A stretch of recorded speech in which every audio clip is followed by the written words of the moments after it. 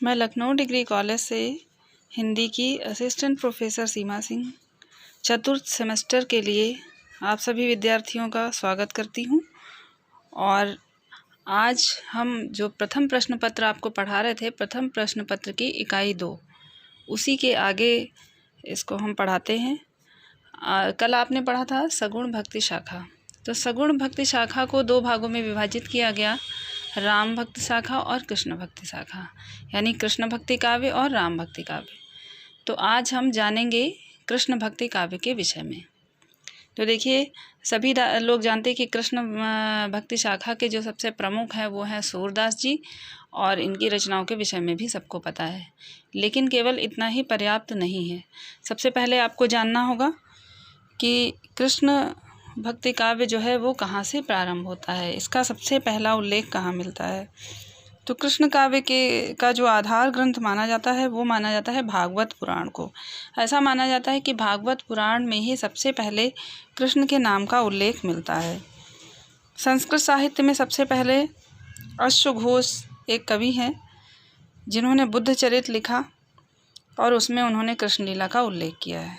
तो ये तो हो गई भागवत पुराण और संस्कृत साहित्य की बात। अब हिंदी में आते हैं।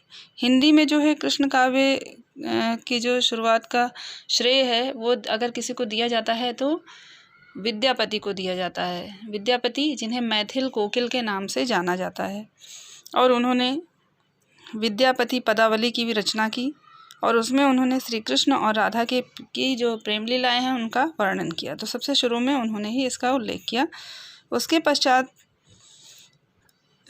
पश्चात देखिए, कृष्ण भक्ति के अनेक संप्रदाय हुए। अनेक संप्रदाय अलग अलग, उनके नाम इस प्रकार से हैं।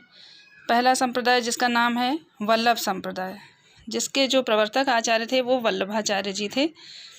और दूसरा है निम्बार्क संप्रदाय, जिसके आचार्य थे निम्बार्काचार्य। तीसरा संप्रदाय है राधा वल्लभ संप्रदाय, जिसके आचार्य हैं हित हरिवंश। चौथा संप्रदाय है हरिदासी संप्रदाय, जिसका दूसरा नाम एक और भी है सखी संप्रदाय। उसके जो आचार्य हैं वो हैं स्वामी हरिदास। अगला संप्रदाय है गौड़ीय संप्रदाय।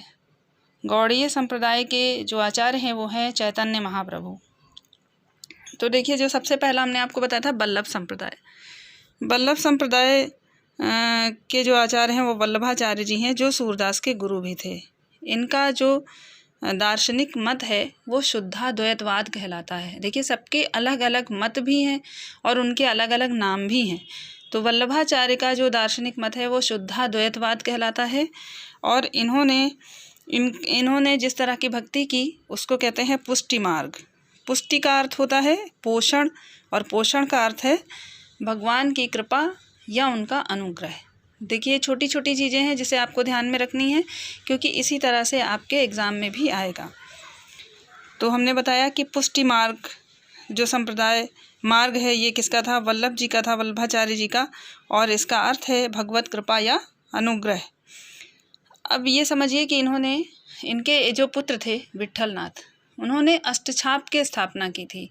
अष्टछाप को अष्टसखा भी कहते हैं। अष्टछाप की स्थापना जो है विट्ठलनाथ ने की थी, लेकिन उसमें से 8 कवियों में से 4 कवि जो थे वो 4 शिष्य थे वल्लभाचार्य जी के, और 4 उसमें से थे विट्ठलनाथ जी के। तो देखिए, वो 4 कौन कौन से वल्लभाचार्य जी के शिष्य थे? वल्लभाचार्य जी के 4 शिष्यों में कुंभन दास, सूरदास, परमानंद दास और कृष्णदास थे। ठीक है। और जो गोस्वामी विट्ठलनाथ हैं उनके 4 शिष्य थे गोविंद स्वामी, नंददास, छीत स्वामी और चतुर्भुज दास। तो ये 8 जो है अष्टछाप के नाम से जाने जाते थे या अष्टसखा के नाम से भी जाने जाते थे। और गोवर्धन पर्वत पर श्रीनाथ जी की पूजा अर्चना और उनकी सेवा करने के लिए इन सबको नियुक्त किया गया था। और वल्लभ संप्रदाय की जो अष्टयाम सेवा विधि जिसे कहते हैं, यानी 8 प्रहर कैसे सेवा की जाती थी भगवान की, तो देखिए कैसे की जाती थी। पहले तो मंगलाचरण होता था, उसके बाद श्रृंगार होता था भगवान का, फिर ग्वाल यानी लोग ग्वाल बाल बनते थे, फिर राजयोग, फिर उत्थापन, फिर भोग, फिर संध्या आरती और फिर शयन, यानी ये 8 चीज़ें जो है कराई जाती थी भगवान को। यानी सुबह से लेकर के शाम तक 8 प्रहर ईश्वर की भक्ति की जाती थी। और इसकी अष्टछाप की स्थापना जो है स्वामी विट्ठलनाथ ने 1565 ईस्वी में की थी। ठीक है। लेकिन सूरदास के गुरु कौन थे? वल्लभाचार्य जी। इतना याद रखने की बात है। इसी तरह से निम्बार्काचार्य जी ने निम्बार्क संप्रदाय की स्थापना की थी और निम्बार्क संप्रदाय में निम्बार्काचार्य को सुदर्शन चक्र का अवतार भी कहा जाता था और इनका जो मत है वो द्वैताद्वैतवाद कहा जाता है। जैसे अभी आपने सुना कि वल्लभाचार्य जी का जो मत है वो शुद्धाद्वैतवाद है, तो निम्बार्काचार्य जी का जो मत है वो है द्वैताद्वैतवाद, यानी द्वैत और अद्वैत दोनों।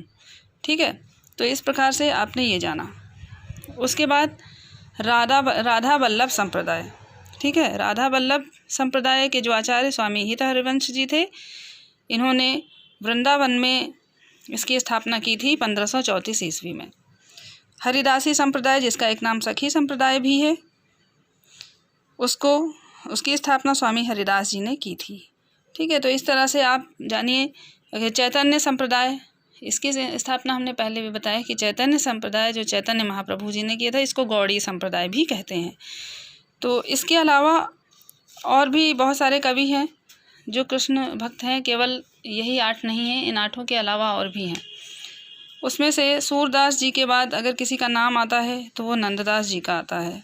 नंददास जो कि विट्ठल स्वामी के शिष्य थे।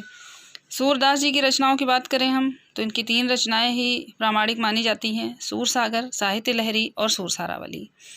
इन सभी में इन्होंने श्री कृष्ण की लीलाओं का वर्णन किया है। सूरसागर इनका सबसे प्रसिद्ध ग्रंथ है जिसमें श्री कृष्ण की लीलाओं का वर्णन है और इसमें भ्रमर गीत भी है। भ्रमर गीत जो कि कहा जाता है भागवत पुराण से लिया गया है।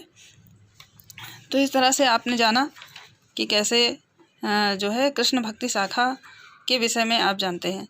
और उसके अलावा फुटकर कवि भी हुए हैं, जैसे मीराबाई के विषय में आप जानते हैं, रसखान हैं। तो ये सब कुछ ऐसे कवि हैं, ये भी श्री कृष्ण जी के भक्त ही थे। और इन सभी ने अपनी रचनाएं जो लिखी हैं वो लिखी है ब्रज भाषा में। ये जानने योग्य बात है कि ये सभी जो है ब्रज भाषा में अपनी रचनाएं लिखते थे और इनकी जो शैली होती थी वो बहुत ही मधुर होती थी, गायन के अनुकूल होती थी। तो इस तरह से ये भक्त भी थे और कवि भी थे। तो कृष्ण भक्ति शाखा के विषय में आपने जाना। दूसरी बात ये है कि आप सभी लोग ध्यान से पढ़ा करिए, शुरू से आखिरी तक वीडियो हमारा सुना करिए और देखा करिए। उसमें जो है लाइक भी किया करिए और कमेंट्स भी किया करिए। जो आपको ना समझ में आए तो उसे आप पूछ भी सकते हैं। ये नहीं है कि आप केवल अच्छा ही कहें। अगर आपको अच्छा लगे तो आप अच्छा कहें, अगर आपको कुछ पूछना हो तो उसमें कमेंट करके पूछ भी सकते हैं और लाइक भी कर दिया करिए।